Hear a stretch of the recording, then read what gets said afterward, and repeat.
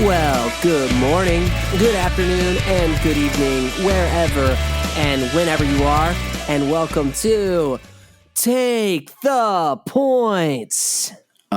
True underdog podcast. Yeah. What's For some up? reason, as I was saying that, I was feeling like I want to try to sound like Mason, the Pistons PA announcer, Oh, God. and then I was like, I can't do that. There's Do no you- way.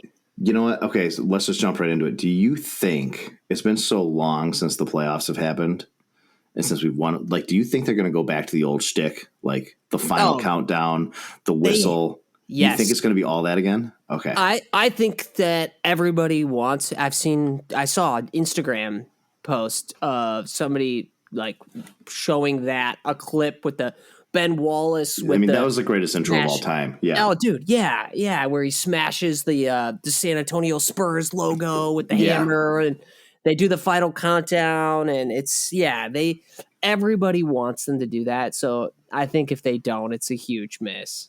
Damn, but don't you think there's some kind of like authenticity to doing something different, like doing your own thing?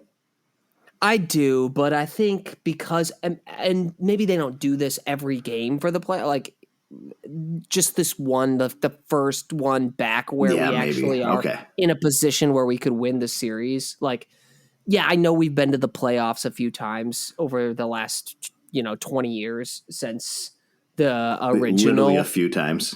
Literally a few times, but none of them. I mean, we got swept every one of those times, so there was never a chance where we actually could win a series like we have right now. It just feels different. And this team, we've talked about it before, is like built like they're an ode to the Pistons teams of old. Yep. Like they're calling them the back to work Pistons, which is so cool. Okay. Yeah. We had the going to work Pistons, and now these are the back to work Pistons. Okay. I like There's that. even shirts for it. I'm thinking about buying one. Oh, but like, dude. Yeah. I think it's just okay. Then it's got to be. Yeah. Opportunity, even if it's just for game 3. Yeah. I can't wait to hear that whistle, that going to work or back to work whistle. Yes. When we go on like a 10-2 run and New York calls a timeout. Oh my God. I'm still to this moment debating, do I go to the game tomorrow in Detroit? Like, if I go, I'd be going by myself because obviously my wife and 18-month-old son aren't going to be going to a night game with me. That wouldn't be possible. And every friend that I've asked, including you, has said no. Let's be clear. I haven't just flat out told you no. I'm going on Sunday. I know. I've already got a date with them. Well, if I don't go tomorrow, I'm going Sunday. Yeah, but dude, go. I feel like this first one is gonna feel. Oh, it's gonna feel good. It's gonna feel good. And if we win Thursday, Sunday's gonna be lit. Like a chance to go up 3-1. Yeah, it'll be crazy. Yeah. But here's the thing. Because we're just diving right in. Of course, obviously we're gonna. There's no Robbie, so there's no guardrails today. There's no direction. Zero rules. Zero rules. Well, no. There's a couple rules. There's still a couple rules, but But there's no quarterback of this. This is just the inmates running the asylum at this point. 100%. But obviously we'll touch a little bit on Tigers, maybe slightly on Lions. Robbie did cover the draft in a previous episode. If you have not checked that out, just came out today. We're recording this on Wednesday, April 23rd. So check that episode out if you want to hear all of the takes and analysis on the upcoming draft for the Lions that starts tomorrow. But let's dive in more with the Pistons. So what do you think, man? Because I'm hearing a lot of people say whoever wins this game, game 3, is likely to win the series. What do you feel about that? I don't personally believe it, but I want to hear what you think. Well, yeah. I mean, I just don't. It's the old correlation, not causality, right? Like typically, historically, teams that go up 2-1 have a better chance of winning the whole series, but that doesn't mean that that's going to happen. I think if they drop this game at home, that's going to hurt. And I think if they step on the Knicks' throats Thursday, it's going to really start to take its toll on the Knicks. I think the pressure is already pivoted. I mean, this is who says it? Someone around here, like, the quote is, "It's not a series until a road team wins." Yeah. Right, because they're designed that way, right? You're And supposed that to take already the home happened. game, and that exactly. So now we've already shifted the pressure to the Knicks. If they get one back, I think the pressure shifts back to us, which makes it harder. So I guess there's some truth there, but I don't think it's not a win. It's not a must-win game, but it's a absolutely should and would be great to win game. Yeah, I don't typically listen to Detroit sports talk radio, but I was listening today to Valeni, and he was saying like whoever wins game 3 is for sure going to win the series, and I'm like, I don't understand that, because let's say we win game 3, we go up 2-1, it feels great, but then if we drop game 4 and it's Right, going you back go to New back to New York, York. tied up, they've taken home court back, they've got the momentum. I don't want to be in that position. Well, if I could choose, if I knew we were only going to win one of them in Detroit, which I think we can win both, but if we were only going to win one, I would actually prefer that it be game 4, so that we have that momentum going back to New York and we feel like, okay, this is anybody's series, because it would feel Yeah, devastating to lose game 3. It really would. It would feel crushing. sure. Yeah, it would be tough, but I think I just do feel like it's the momentum is already in our favor. A stat I heard the other day was the Pistons have led 92 minutes of this series. 92 of the 96 minutes of this series, the Wait, Pistons have had the lead. are you kidding me? Oh my Yeah. God. Because Or like 90 of the 96 minutes, something like insane. They've been the better team. no doubt about it. And we talked about it before, but like they've been the better playing team. Like we on our last podcast before the series started, I think Robbie said that New York's got the better players, the Pistons are the better team, and I said the Pistons can be the better team. It just depends on who shows up and how that shows up. I think I was kind of proven wrong on that, because here's why. Game 1 of this series, when I said we can be the better team, I mean what I was proved wrong in that I think Robbie was closer to right, that we are the better team. Not just that we can be, depending on who shows up. Because in game 1, I mean, everybody showed up. Tobias, Beasley, Tim Yeah. Hardaway. Those dudes shot like 60% or something between the three of them from 3. Hit, all of them were on fire. Tobias was 4 of 5 from 3. Like they were firing on all cylinders. Cade didn't have his best game, but he still had more than 20 points. Like we had a lot of guys show up, and we shot like 50% from 3 as a team, and we still lost the game.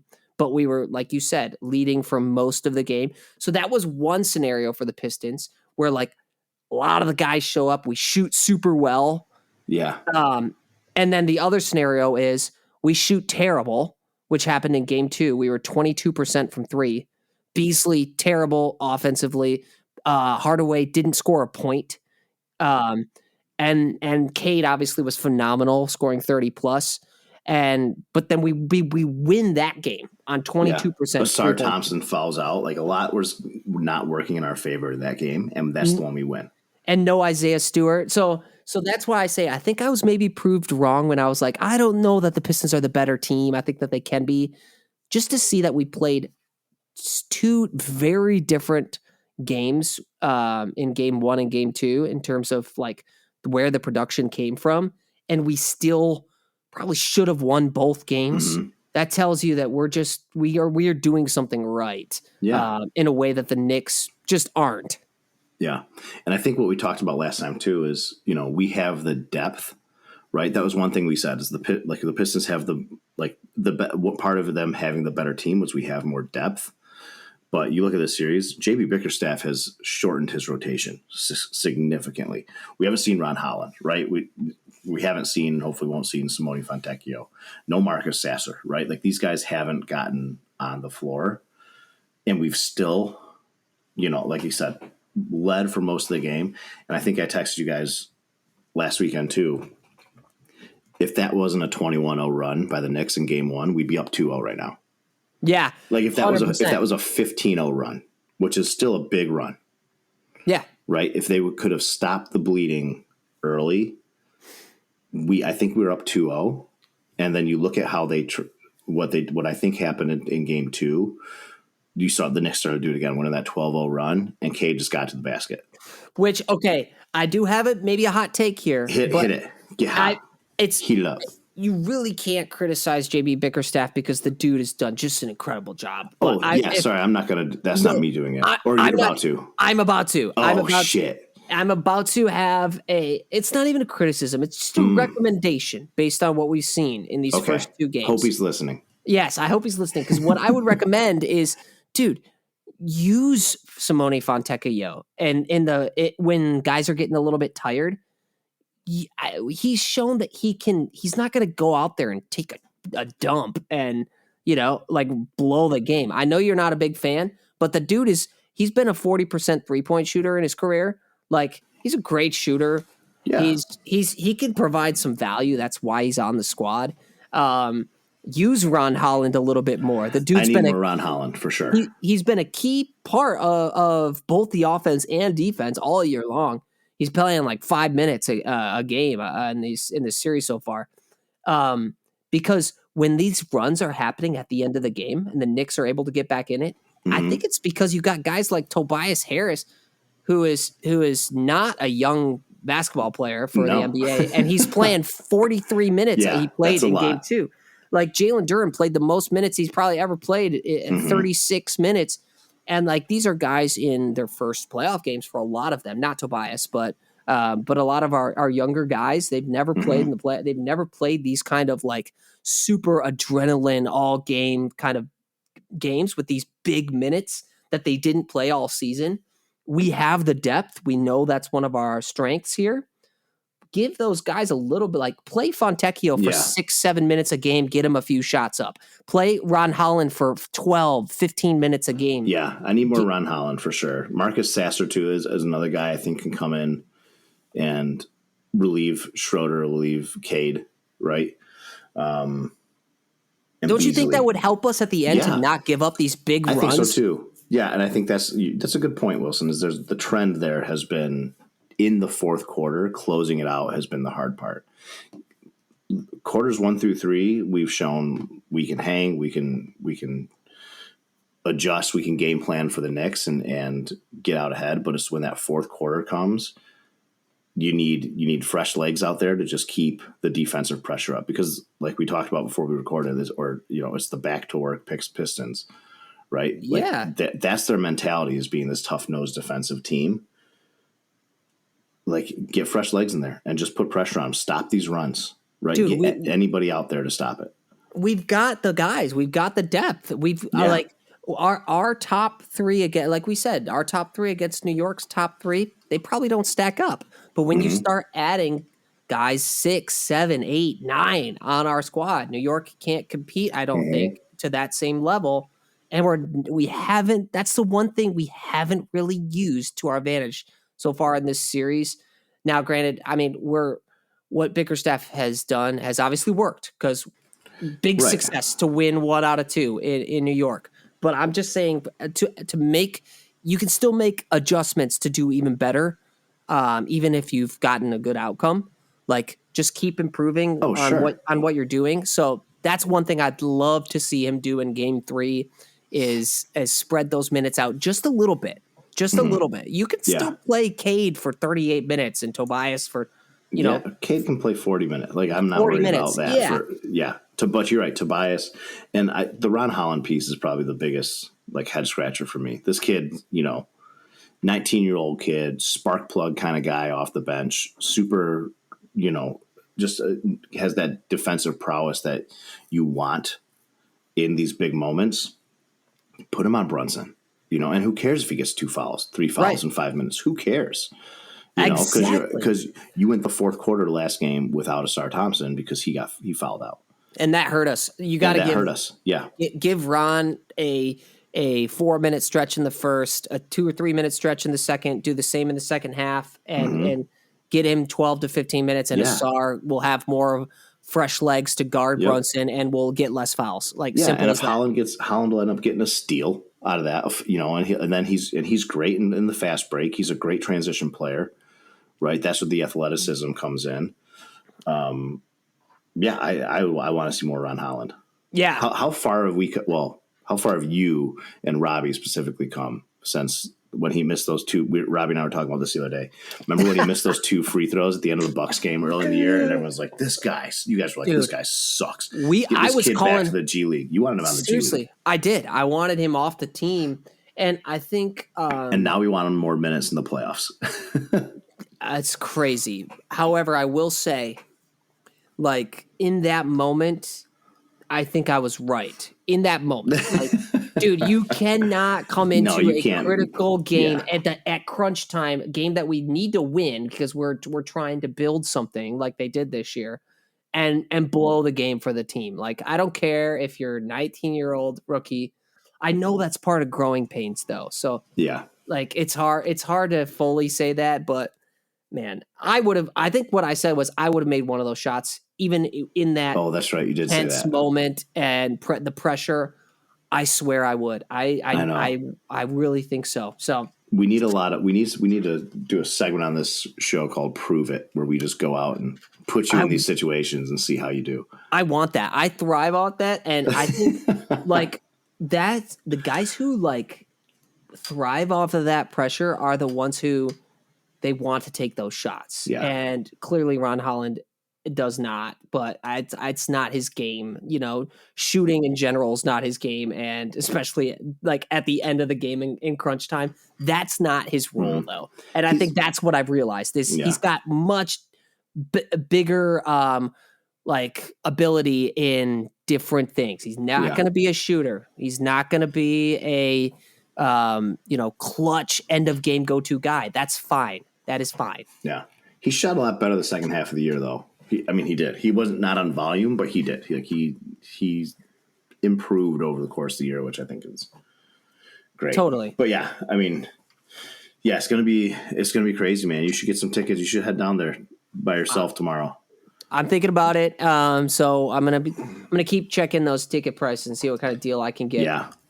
Question for you. Yeah. Go ahead. No, go. If there's one thing that you're worried about for us for the rest of the series, what would it be? Ooh, that's a good question. Health first and foremost. I mean, Isaiah Stewart going down again. That going back to the shortened rotation, game 2 not having Isaiah Stewart, and you still don't give guys like Holland minutes is tough. So you get another guy banged up, another guy has to go. Even just like insert player here has to go to the locker room and get checked out, and that takes 6-7 minutes of game time for one of our starters to go to the locker room and come back with, get a cortisone shot and come back, and they end up being fine and playing through it. But like that, we need everything from everybody to beat the Knicks. Totally. This isn't going to be a walk in the park. So health for me is probably the key.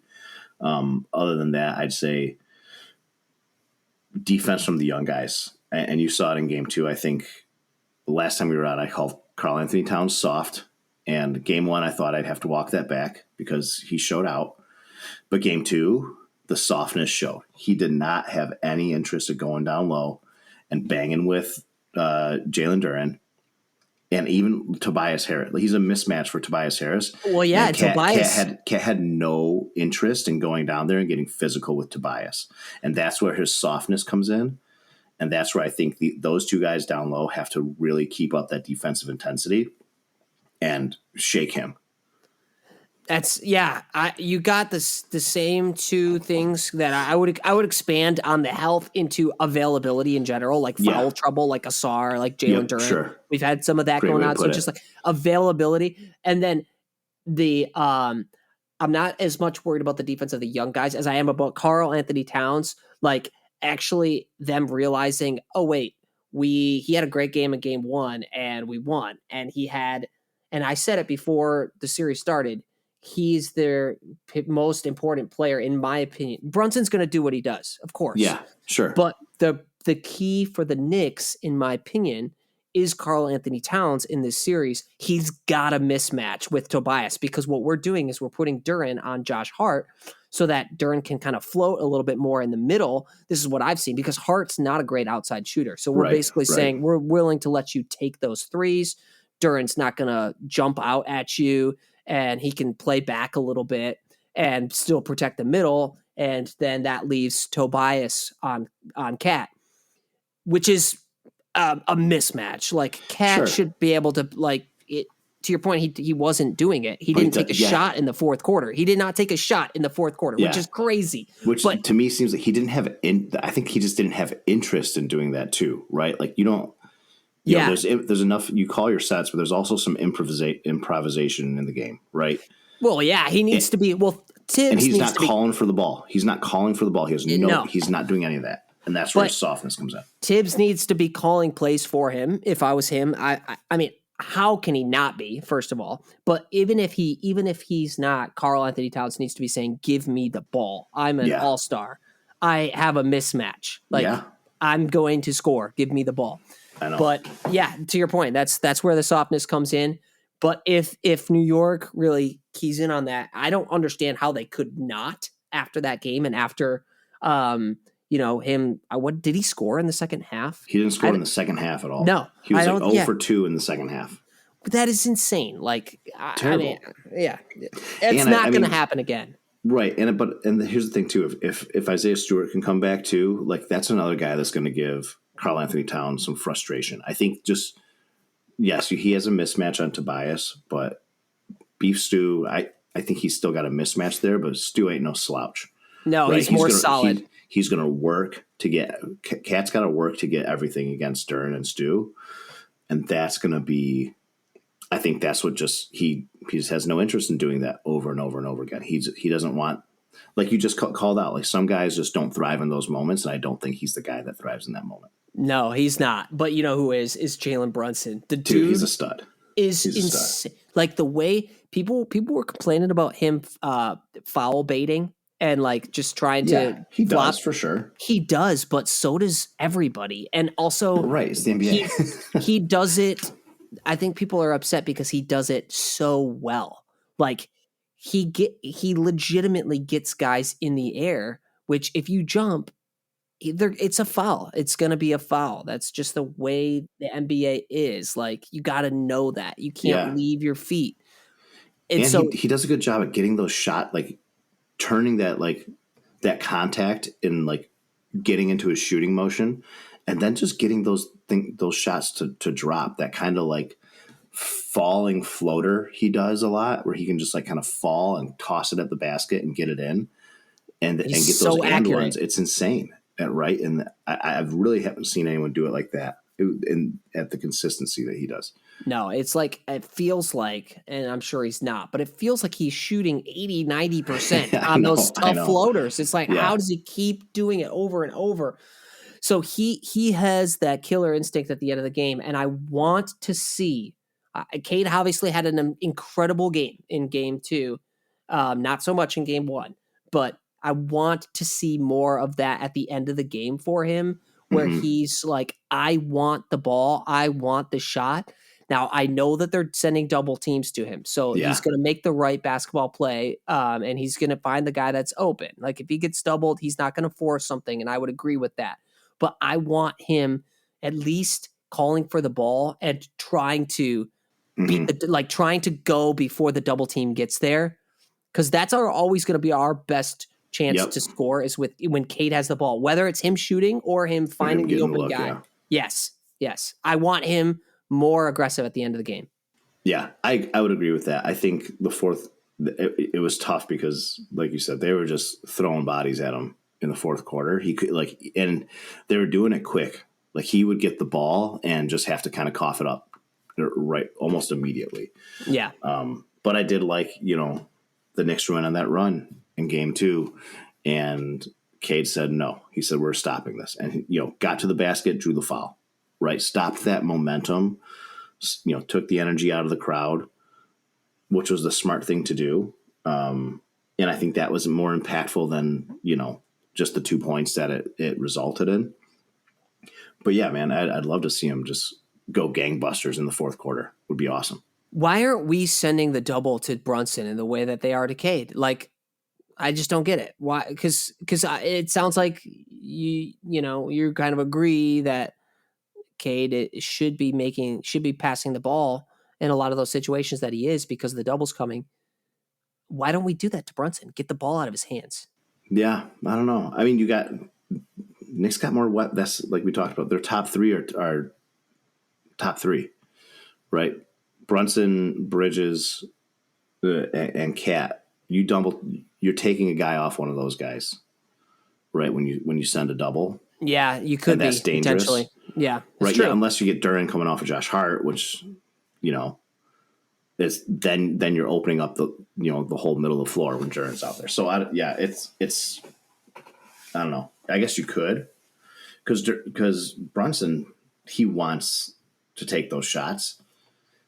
And if you double him, you can force turnovers. And we saw Bridges get that wide open three near the end of game 2 there that he just completely bricked. Completely missed, yeah. And then Cat didn't score in the second half. So I was like, I'd rather make one of those guys be the one to score and send a double. And like, I'd rather take that chance. Yeah. So it's I don't know. I mean, this next game is going to be great. I'm so excited for it. You should definitely go.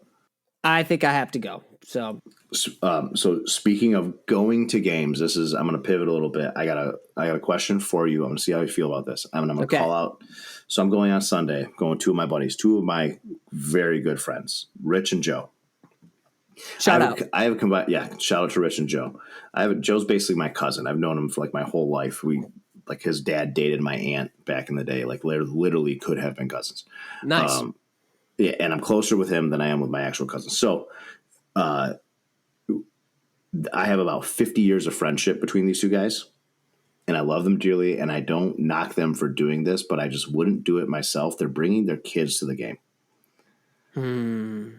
Playoff game. How old are the kids? Rich's son is 5, and Joe's daughter is 4. No, right? Come on. I just can't. And they're like, you should bring your daughter. I was like, nah, I'm not. Like, I'm not going to spend $100 for her to want to leave halfway through. $100. Oh yeah, we got a good deal. We got a solid deal. Why didn't you bring me into this deal before you? I know. I'm sorry. It was not my deal. That I did not broker said deal. Man, oh man! I was invited into the deal. Okay. Well, it's fair. It's like Rich's brother-in-law. So it still hurts. It still hurts. I know. I'm sorry. But no, I 100% agree. Like, if you were to said, the kid's 12, I'm like, bring them. That's going to be awesome. Yeah. They're going to love it. But 4 and 5, anything could happen. It's too tough, man. They could be like, I'm tired. I got to go to bed, or like just get super fussy. You never know what's going to happen with a 4-year-old. Yeah. That's probably not a good idea. Okay. Yeah. I just want to, I don't knock them for doing it, and I'm excited to go with them. It's going to be fun. I love those kids too. Like, they're a fun time. I'm just like I would, I don't know if that's a great move. Regular season right. If game. it's a Sunday game, like in February, sure, dude. Like, that's a great time to get your kids into basketball. Yeah. Awesome. But I would, I don't know. Sorry, guys, if you're tuning into this. It's not personal. I'm not, No, I think the first Pistons game that I remember that I went to, I think I was 8 years old. I may have gone before that, but that I just can't really remember. It blends together. But I remember going at 8 years old and just being mind blown and having the time of my life. Yeah. Unfortunately, at 4, probably won't remember the game. Probably will spend $100 on the ticket, won't remember it, and might ruin the game. So sorry, Joe. Yeah, sorry, Joe and Rich. I just wouldn't. I was like, they're like, you should. I was like, this. I'm like, you guys, is this a joke? Are you really bringing the kids to this? But plus, I want to go and maybe have a beer or two and like get a little rowdy. Yeah, they will, and I'm sure they will. And they're good. We got good kids. It's fine. It's going to be fine. I'm not like worried about it. Any means. I'm just like I don't know if I would do that. So it's just high risk. Yeah. High risk, low reward. Sounds like you're worried about it a little bit, and you're walking it back. Yeah. Well, now I'm like, fuck. What if they listen to it? And it's like what if they're like, we're like on the way down, and I'm driving, and they're like, turn on your podcast. Just know at like the 27-minute mark, turn it off, like get it off. Yeah. That's great. That's great, man. Well, I'm glad you're getting to go. Yeah, I'm psyched. I'm psyched about it. If I end up going on Sunday, either let me know. 2 or instead of tomorrow, I'll let you know. You would go to both? I would potentially go to both, dude. I'm Pistons basketball guy. Like I know you are. This is everything you live huge for me. Yeah, it's like Michigan State basketball is my number one thing. Pistons basketball is my number 2 thing. Then the Lions, then the Tigers, then Michigan State, then Michigan State football, and then the Red Wings, and then the Red Wings. Yeah, right, totally. Yeah, then so this Detroit is City Soccer Club, and then the Red Wings. yeah, man. Oh my gosh. Anything else on the Pistons? Any other final thoughts? I want to hear your prediction for this game and for the rest of the series. I think we win. I think we win both at home. I think we've been the better team. I think we continue to do it. I think the crowd's going to be electric, and I think that's going to be, I think part of what was tough for us in the first 2 games was playing at MSG. That crowd was rowdy at the end. Yeah. And we're going to do that here. And I think the Pistons are going to go up 3-1. And I think it's Pistons in 6. I think I think the Knicks get a desperation win in Game 5, and then we close out at home. Man, that would be crazy. That'd be awesome. And I do have Pistons in 6 as my name on this one. Mm-hmm. I had Pistons in 7 last week, and I did update that. However, I'm gonna make the prediction here right now that we win Game 3, lose Game 4. Okay, go back to 2-2. We win in the Garden and then win at home. Ooh, okay. Because I think that we, as much as it was hard for us at the end of those games and when the Knicks went on that rally with that home crowd, I think that something about Madison Square Garden works with our team. That atmosphere we've played really well in all year. And I don't know. I just think that it's not as much of a deterrent as you would think it is for their performance. Yeah. I mean, I think these are all guys, we talked about earlier in the year. This team has an identity, right? They thrive in these environments. They want to be, they don't mind being the villain, being the bad guy, and, silencing a crowd by stopping them on defense and doing the gritty stuff. So and it stems from Cade. We've talked about it. He doesn't get rattled. He doesn't let people speed him up. He plays his game. He's controlled. So that's my prediction is Pistons in 6, but doing it a different way by having to win games 5 and 6. Either way, I would love it. Pistons in 6, I would love it. Pistons in 5 is possible. If you win both games, it's possible. Dude, you could just put the nail. Like, you could just completely dismantle this Knicks team. The team, jumping out to a 5-point lead in the first half. That crowd's going to turn on them. Start calling for Thibodeau's job in the Oh yeah, they already are. Second quarter. I know they already are. But I mean, let's be real. Yeah, you know what I mean? If anything, call for his hair. Yeah. But let's be real. Even if it was Pistons in 7, that would actually have even a little bit more excitement to it. Oh, dude, a Game 7 in MSG that you win, that would be pretty cool. Yeah. Yeah, man. Yeah. I love it. I don't know if I could handle that, but I would love that.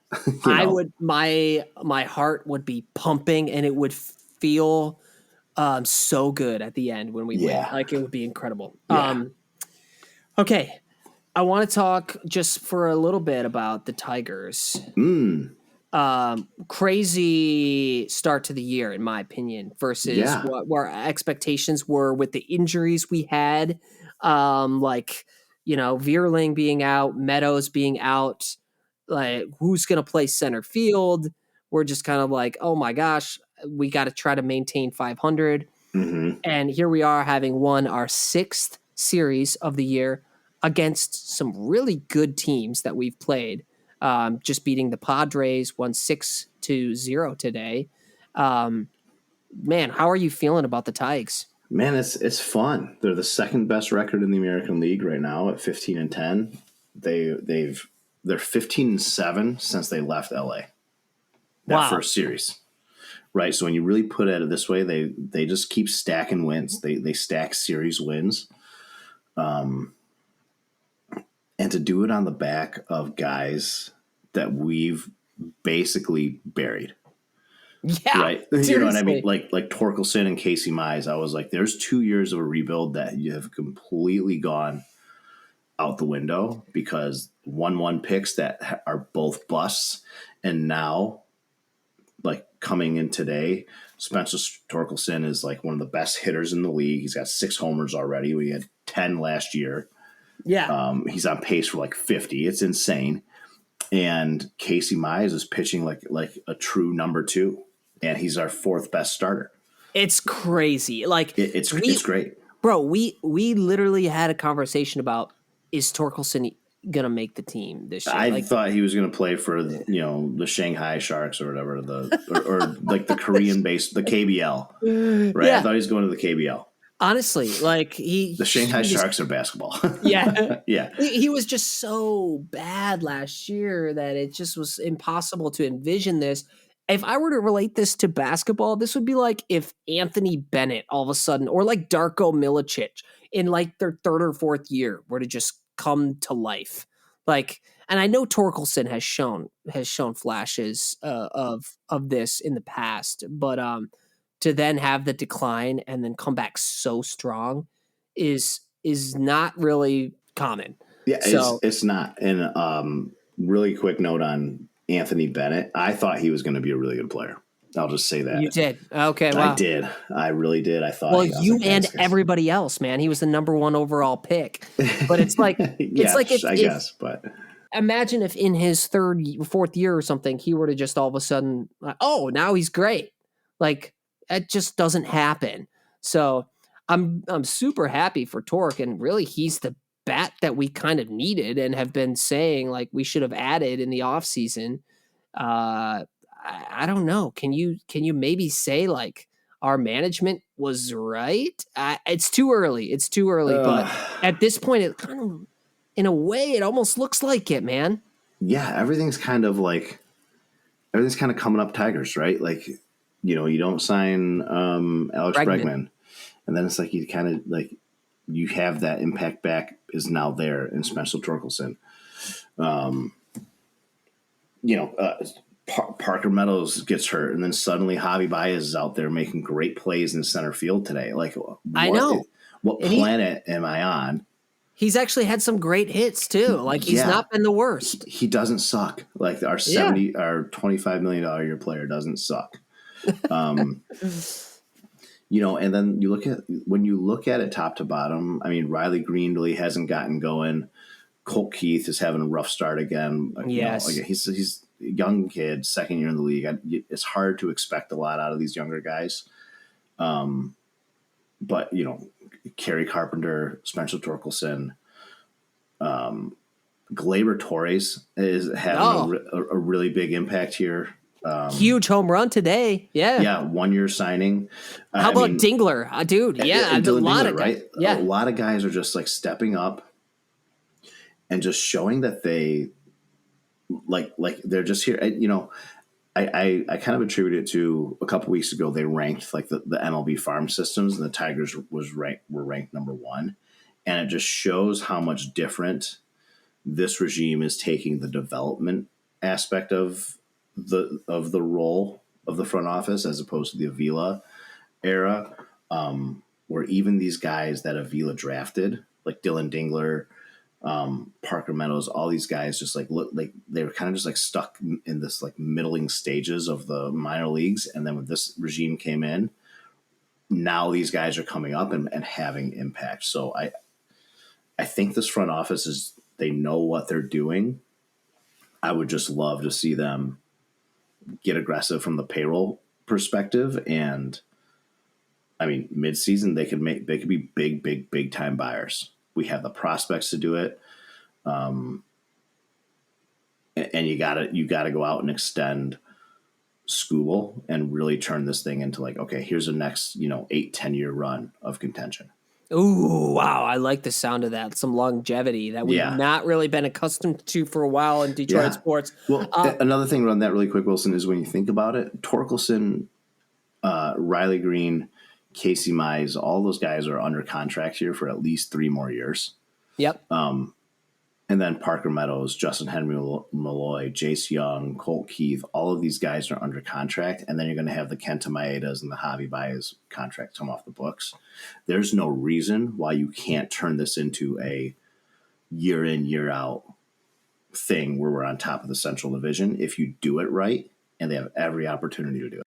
Well, and as you mentioned, I mean, our development just across the board has been incredible, but especially when you look at our pitching, and we've talked about this before, but it's been ridiculous the way that guys have been developed. And it's just like they don't miss. They're batting 1,000, it seems like, on their pitchers. Like, I mean, did you see what Reese Olson did today? I didn't even watch today's game. Oh, I didn't watch. I wasn't able to watch it. I just saw the highlights because I mean it was during the work day. Oh, but, right, it was during the day. Yep. He had a 2-hitter shutout against one of the best teams in baseball. Oh, did he really? Like 2 hits and shut him out. Pitched like 7 Ks in 7 innings. Yeah, he pitched like 7 2/3 or something, and just was incredible. Like. Reese Olson's a really good player, man. He's a really good pitcher. He's a really good player, but it's just like, where do we just keep coming up with an incredible pitching? Just every guy is seemingly. Oh my God, that's the Fetter effect, Chris Fetter. Yeah, right. Like Reese Olson was a guy we traded. I think we traded Fulmer for him. And got it like from Minnesota, and Reese Olson was just like a throw in, like basically just like a here's something kind of player, and now he's our number 2 starter. He's a legit number 2. I know. He's got the stuff. So I know. And you know, Skubal, Olson, Flaherty, Mize, and Joe is a really good rotation right now. It's maybe the best in baseball, legit. It really might be, and the bullpen is rock solid as it's ever been. But think about that versus the chaos pitching that we had just last year, where we were like, who's our other starter? Right. The way they've put this together, it's incredible. Yeah, you're going to have Zach McKinstry starting a game in the playoffs last year, right, as starting pitcher. And right, like, honestly, I thought we were going to do that at one point. I was like, is Zach McKinstry going to get the start? And pitch 1 inning? Yeah. Or honestly, like, I will. That's kind of a joke. But at one point, I did wonder if Colt Keith could, because he was a pitcher too in high school. He was drafted as kind of like a 2-way guy. I was like, maybe they throw Colt Keith out there and eat an inning. Like, I don't know. I mean, but that's just last year we're talking about. Now we have maybe the best starting rotation in baseball. It's crazy. We didn't add anybody else significant. I mean, aside from Jack Flaherty, who was already on our team last year. Yeah. Right. Yeah, exactly. So it's just like, it's just crazy. So yeah, I mean, it is really exciting to watch. It's fun, man. And if they can continue, the last few years, they've just had these slower starts that have just doomed their season. And now they're in first place. Cleveland's still right there nipping on our heels. They're a half game behind us, of course, because they're fucking Cleveland, and they always do this. I've never seen a team be so good consistently, but also never win anything of significance as the Cleveland Guardians. But it's fun, man. It's way better than it's been. Baseball's back in Detroit, and it's just going to be exciting to see them keep it up and what they can do at the deadline to really send this thing to the next level. Well, I just want to say one thing that kind of connects the Pistons and the Tigers here and that's that the Tigers, you know, kind of had this fantasy-like run at the end of the year last year to get into the wild card, and like the rest was history. And it was unexpected. But then because they did that, it became more of an expectation that they would have a great squad this year, and the performance needed to raise with those expectations, and it did so far. Now what I'm hoping is for the Pistons that it could be a similar story, that okay, we at the start of the year would have never expected this. Like, we didn't have this crazy run at the end of the year. We didn't need to, that the Tigers had to make the playoffs, but we had some really great runs this year that kind of seemingly came out of the blue, especially at the back half of the year, and got ourselves to a position that we were not expected to be in, to not even have to be in the play-in tournament, to just straight up make the playoffs. Now we've put ourselves in a position to potentially win a series. Mm-hmm. And that gives me hope, seeing what the Tigers did, even with their injuries to start the year, where they just have a different expectation for themselves. And so it's just led to a much better position at this point of the season.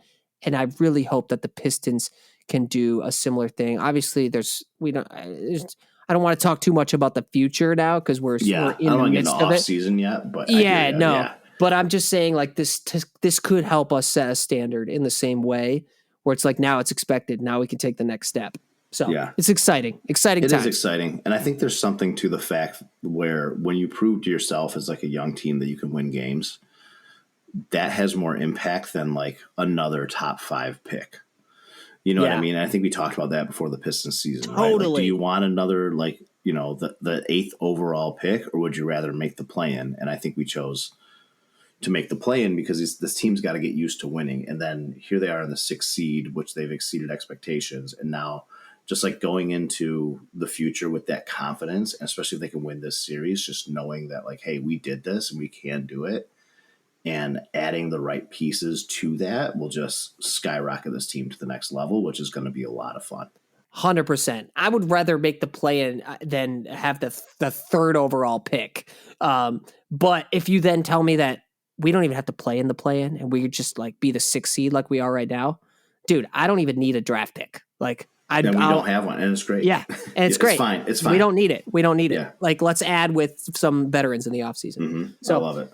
It's good stuff, man. Last thing I just wanted to mention is that we had a record signing today. Kirby Joseph. Curb. Dude, we signed him to a huge contract that actually makes him now the highest paid safety in NFL history, which is kind of wild, but he did earn it. So he is now making $86 million with this extension over the next 4 years, highest paid safety in NFL history. So $21.5 million a year. How do you feel about it?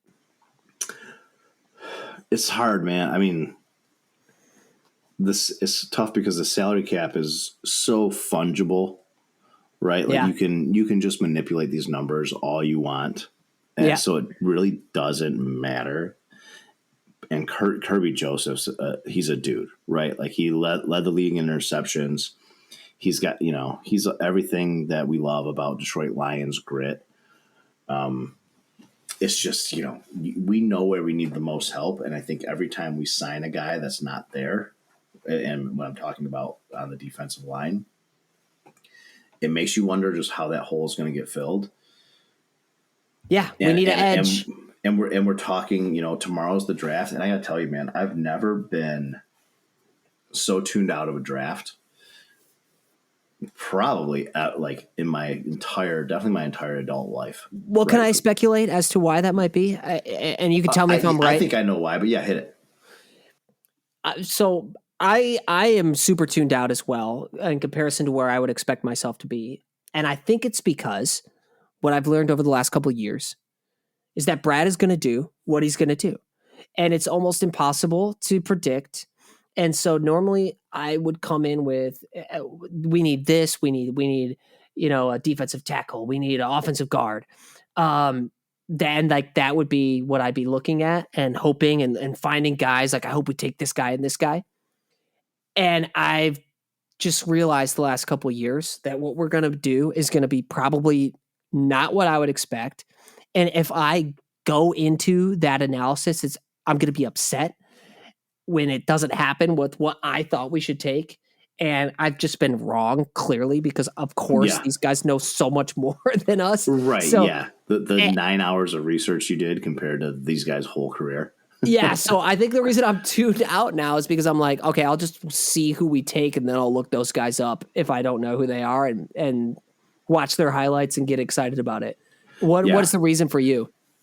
I mean, I think that's my sentiment, right? Is that I'm kind of enjoying this ride of not being tuned in. Like, I don't even know who the prospects are. Where last year I would have, same as you. Like, we're digging. I'm like looking at round 3, fourth round picks. Like, oh man, it'd be really good if we can get this guy here. And then same thing, we pass on that guy's there, and we pass on him. I'm like, what are you doing? And then we end up taking, then here comes Amon-Ra St. Brown, and it works out great, right? So I'm looking forward in that sense to just learning more about the players we take after we take them, and just being like, oh, okay, this is cool, right? I'm into this, as opposed to just like putting all that time and effort into it. But I think the reason behind it for me is that there's just been a lot of other things to focus on, right? The Tigers are good. So the true. Pistons are in it, man, and it's been fun to watch. And then I think too, just like stage of life a little bit too. Like, I don't have time to sit and absolutely, like geek out on 7 rounds of the NFL draft anymore. But no, I'm looking forward to just learning more about who we take and how they're going to be impactful. And I don't think that what I do think is going to happen from the little bit of that I've done research wise on the draft is I don't think we're picking at 28. No, do you think? I think we're getting up. You think we're moving up? I think we're going to move up. I don't think we're going to move up to like top 10, but I think like that 15, 16 range where you can send a future third or something like that off because we're getting comp picks for Aaron Glenn and all that stuff too. Like sending a future third round pick and 28 for pick number 18, like totally in the realm of possibility, and then taking a guy that fell. I would love that. Well, especially if we have like guys that we feel really strongly about. What I've been reading in the small bit that I have looked up is that they're saying that this draft from like 10 to 40, there's not a ton of like drop off, and you could get more talent or just as much talent at 25 as you could at 18 or whatever, but even with that, if you have a guy that you want, moving up is just giving you that chance to get him that you might not have if you stayed 15 picks back. Mm-hmm. So I kind of actually hope we do something like that as well. Yeah, I do too. And another thing I read today, I saw something that Jerry Jones, which I cannot believe that Jerry Jones has this much authority in the Cowboys organization. But he's basically said, oh yeah, we got a couple deals cooking right now. Like they're working on trades. And wouldn't it just be great if you traded, like, because I know we talked about a little bit, I think like J-Mo, the rumors out there with J-Mo moving. Oh, God, yeah. And I think it makes sense to some capacity, but also he's a big piece of our offense. And if you're going to move him, you better get a lot back.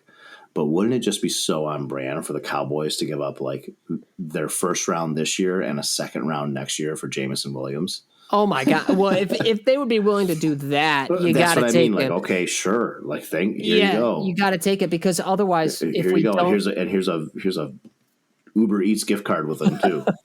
Because if we don't re-sign him after the next 2 years, I mean, we would still get a third round comp pick if he walks, but I mean, to get a first and a second would be hard to pass up. That's what I mean. Like, and it just seems like if any team's dumb enough to do that, it seems like it's the Cowboys. Because that's the other thing I think with Kirby Joseph signing today, and I bet Hutch is coming soon too, is the writing's basically on the wall there for guys like J-Mo and probably Sam Laporta. Yeah, we're not going to. You can't afford to sign all these guys, and probably Jahmyr Gibbs too, if you're going to be honest, because running backs, the tread on those tires wear down pretty quick. Yeah, unfortunately, I mean, I hope that we do re-sign Gibbs. I think he could be one that lasts I do too. Longer. Like you look at what Saquon's did last year, but yeah, I think Laporta's gone. I think there's almost 0% chance we re-sign Jameson, but we do still have control for 2 years with That's what I mean. You don't need there's no rush to do it, and like. The only issue would be is if he decides he wants to do like a holdout if we don't give him an extension or something like that, which would be unfortunate. And then we still have him and we didn't make a move and didn't get something for him, and we're also not getting the advantage of him playing, that would be the worst case scenario. But I think it's unlikely that somebody gives us enough for him I do that would too. make it, because like you said, he is such a huge part of our offense, and it would be really tough to replace him with a rookie. That just almost never happens, that somebody can come in and be that productive like as he was last year and have that explosiveness. So I don't see it happening, but Yeah. I'd be more open to it than I think a lot of people would be if the right offer's there. Yeah, and I think it's going to be like it has just kind of that draft day trade written all over it, right? Yeah. Like this guy's available at pick, 38 or something like that, and the Lions make a trade with that team, send him JMO, get pick 38 and pick 64. You know what I Yeah. mean? Like, okay, so here's this, what you're getting at pick 38 is a guy that, okay, he fell, a receiver, right, that can fill that void. And we're stoked about him. Yeah. And we're stoked about, but then again, I mean, JMO's a good player, man. And he does what we love about JMO too is he blocks, right? He does those intangible things that don't show on the stat sheet. He just has the boneheadedness off the field stuff. Yeah. Which, isn't something that you want to commit to long term, especially if he can't clean it up. And even if he can clean it up, then if he does clean it up and keeps playing this way, you're going to have to pay him a $200 million contract. Yeah. Which you couldn't afford. But my biggest worry though is the change to like the culture and the team vibe and like our offense is just outlook if we do not keep him. Yeah. I just worry that it shakes it up too much. Yeah. But I don't know. I think those guys have proven, Brad and Dan Campbell, like the whole organization. I think they've proven that they have a vision. They know what they're doing. So I'm not going to be too wound up about any move that they make at this point. Honestly. Yeah. I mean, they have carte blanche at this point to just like do whatever you want. Like, Yeah. I don't care.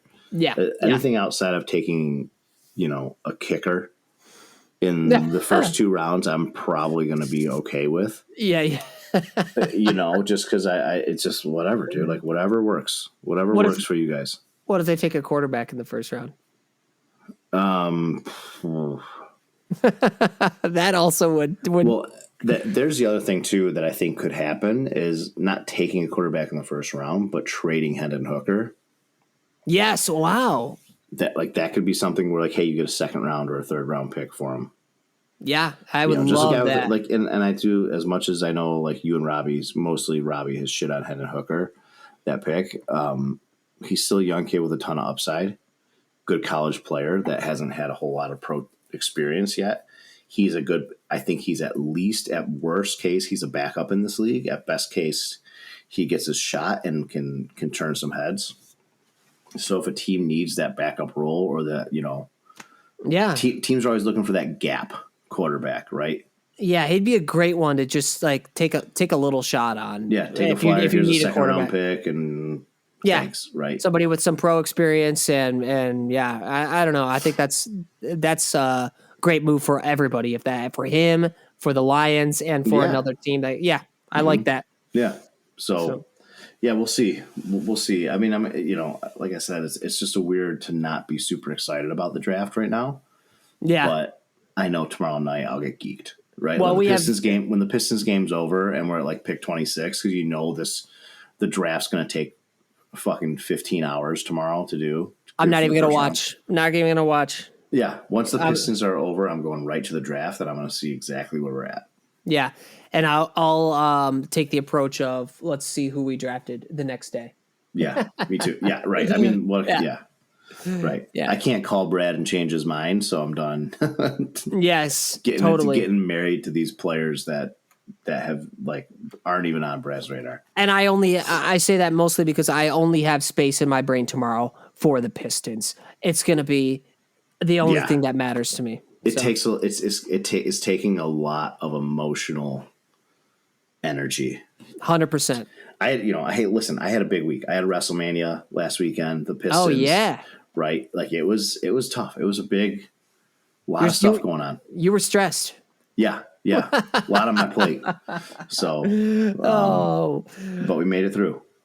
Oh, that's good, man. Well, this was really fun.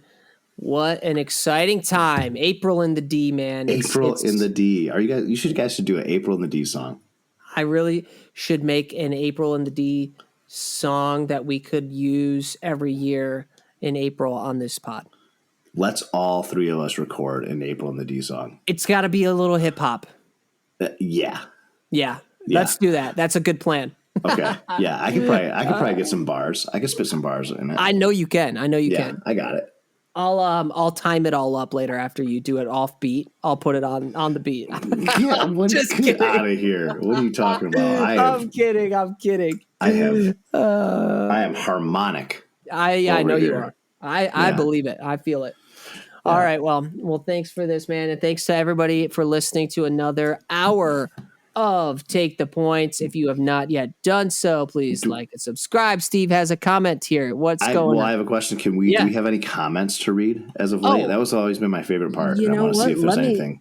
I always forget to. I know you do, so I want to try to remind you. It's a great point. Because I always say that to leave us comments, and I do. That's check why, them, yeah. But then I forget to read them. So let's take a look. This might end up being a major bummer. We have not gotten a comment. Ooh, wow. Really wait. Called ourselves out. Nope. We have not gotten a comment in a while. Damn. Wait, hold on. What is this? Why? This might be more recent than it says. Oh, no. This is old. So leave us comments. We need them to read. Yeah. Or what the hell? Give us should we give the email out? Like start asking us sports questions or honestly just life questions. Like if you want to figure out how to break up with your girlfriend, we can help you. We can help you. It's takethepointsshow@gmail.com. Takethepointsshow@gmail.com. Send us an email. We did get a comment on YouTube that said, "Great pod, need the wings back bad," on the Wings pod that Robbie did a couple weeks ago. So thank you for that. And we also need the wings back in terms of back in the playoffs. I think it's probably what that meant. Yeah, absolutely. Also a comment, need a Champions League pod. So I don't know about that. I don't really know what that means. I don't really watch the Champions League. What is is that a video game? Soccer. A soccer video game? Yes. No, it's a real league. Soccer. Arsenal, Real Madrid, you ever heard of them? Oh, yes, I've heard of them. I don't know. What is the Champions League? It's like the NBA. It's, the Champions League. What is I never heard it called that. Really? I guess. Maybe I have. I don't know. It's the Champions League. I don't follow it enough. I watched the Beckham documentary on Netflix is fantastic. Oh yeah, I've not seen it. Oh, you haven't? Dude, that's really good. No. You'd like it. Your wife would like it too. My wife and I liked it. We watched it together. It was great. Okay. Well, maybe we'll check that out. Victoria Beckham and David Beckham they're just believe it or not, they're down to earth people. They're solid people. Feels impossible. It does, but they actually are super relatable and it's great. Well, I'll check it out. But yeah, drop us a line. We appreciate you, and we will see you back here very soon on Take the Points. A true underdog podcast. Detroit basketball. Oh, we have that thing. Let's play it. Detroit basketball. That was such a weak way. That was great.